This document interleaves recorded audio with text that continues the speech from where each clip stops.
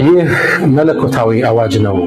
ያ አዩሃ ናስ እናንተ የሰው ልጆች በአጠቃላይ እና ኸለቅናኩም ሚን ዘከሪን ወኡንሳ እኛም እናንተን ከሴቶችና ከወንድ ፈጠርናችሁ።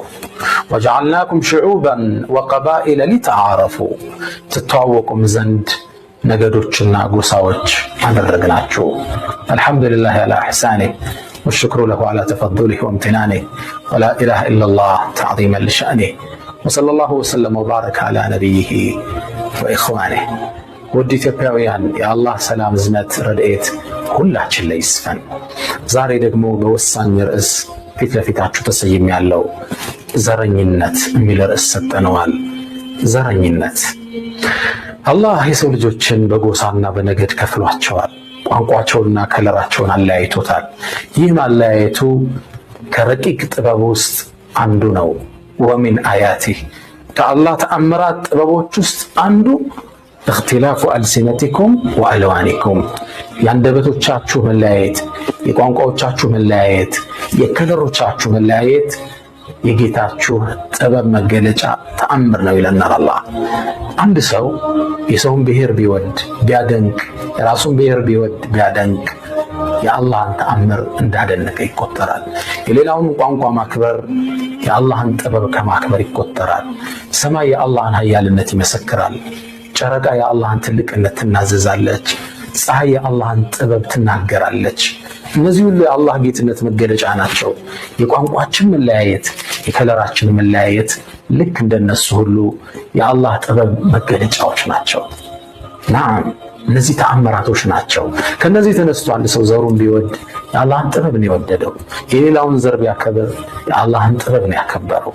ወሚን አያቲህ እኽቲላፉ አልሲነቲኩም ወአልዋኒኩም የአንደበቶቻችሁ መለያየት፣ የቋንቋችሁ መለያየት የአላህን ጥበብ ይመሰክራል።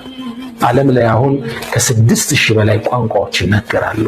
ይህ የአላህን ጌትነት የሚናዘዝ ነው። አንድ ሰው ከዚህ ተነስቶ ዘሩን ቢወድ ዘሩን ቢያከብር የአላህን ውዴታ ከበረ ነው የምንለው። ከዚህ ተነስቶ ቤተ ዝምድናውን ቢቀጥል ከደጋግ ስራዎች ውስጥ ትልቁን ሲለተ ረሒም የሚባለውን ሰርቷል ነው የምንለው። ተሰአሉ ነቢይ ወልአርሃም። ከዚህ ተነስቶ አንድ ሰው ዘሩን ቢጠብቅ እስልምና ከተደነገገባቸው መሰረታዊ ዓላማዎች ውስጥ አንዱን አሳክቷል እንላለን። ሒፍዙል ነስል የምንለው ዘር፣ የቋንቋ መለያየት፣ የከለር መለያየት የአላህ ጥበብ መገለጫ ነው። ገልብጠን ግን ለሌላ ዓላማ ስናውረው ዘረኝነት ይሆናል፣ ጎጠኝነት ይሆናል። ያኔ ጥንብናት ወደ ተባለው ኃይል ውስጥ ይካተታል። ሁላችንም ሁሌ የምንሰማው ፌስቡኮች ላይ የተለያዩ ሶሻል ሚዲያዎች ላይ ሰው የሚቀባበለው አንድ ወርቃማ የነቢዩ ሰለላሁ ዐለይሂ ወሰለም ንግግር አለ።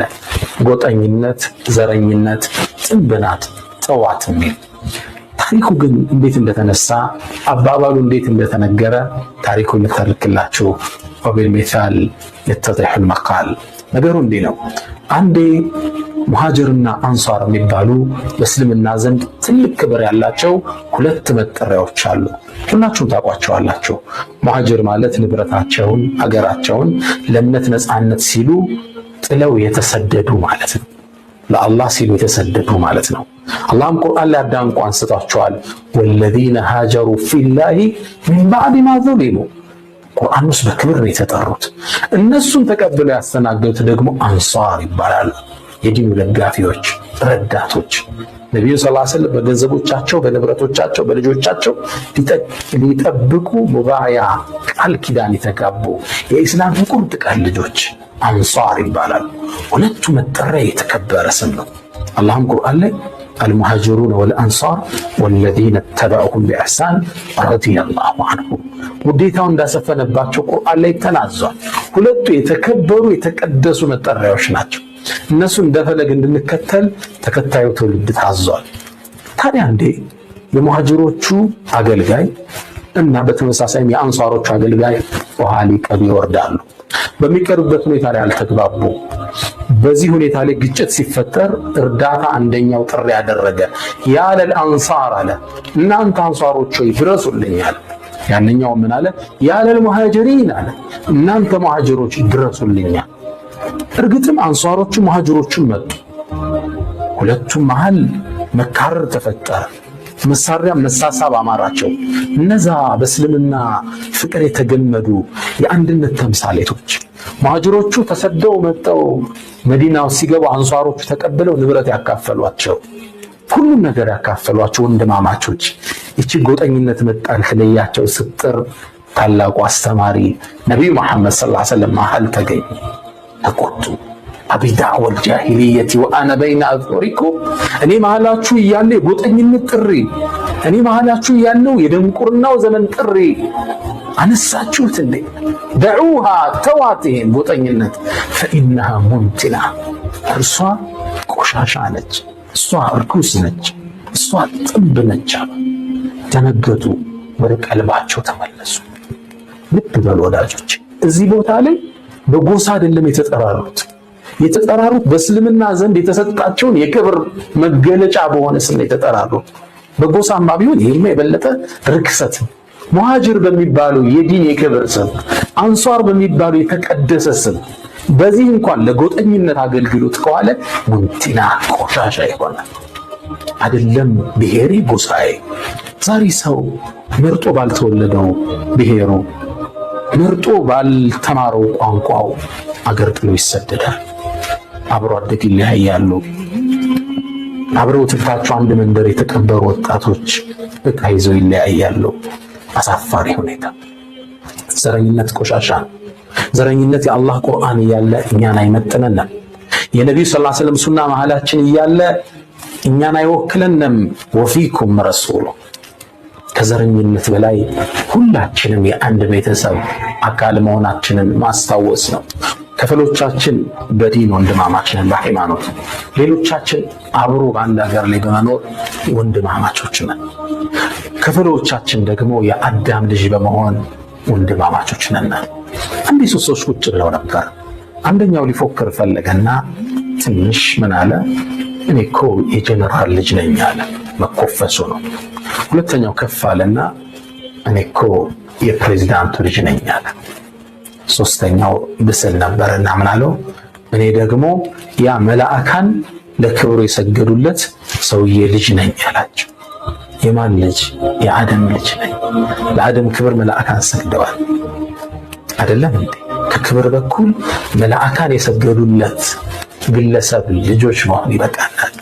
በዘር አንጠራራ፣ በጎሳ አንፎክር፣ በስልጣን አንመካ፣ በዲን አንመካ። በዲን መጠሪያ ስማችን አናሱ ሚን አደም ወአደሙ ሚን ቱራብ።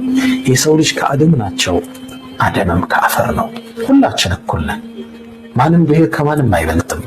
ለዛ ነው አላህ ሊተዓረፉ ካለ በኋላ ኢነ አክረመኩም፣ ከእናንተ የሚበልጠው ዐንደላሂ አትቃኩም፣ ጌታ ዘንድ ትልቅ ቫልዩ ያለው ጌታውን የሚፈራው ነው። ጥንቁቁ ነው። የሰውን ዘር የሚያከብረው ነው።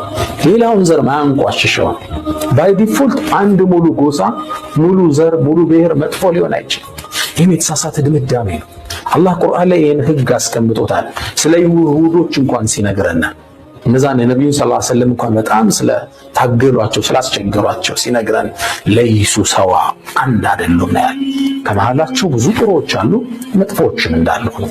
አንድ ጎሳ ሙሉ ለሙሉ መጥፎ ሊሆን አይችልም። ግልጽ ነው። አላህ ከብሔርተኝነት ይጠብቀን። ብሔርን ከማምለክ ብሔርን መነሻ አድርገን ከመገዳደል አላህ ይጠብቀን።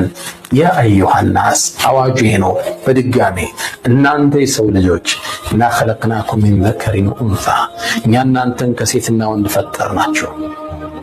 ወጀዐልናኩም ሹዑበን ወቀባኢለ ሊተዓረፉ፣ ጎሳና ነገዶች አደረግናችሁ። ለምን?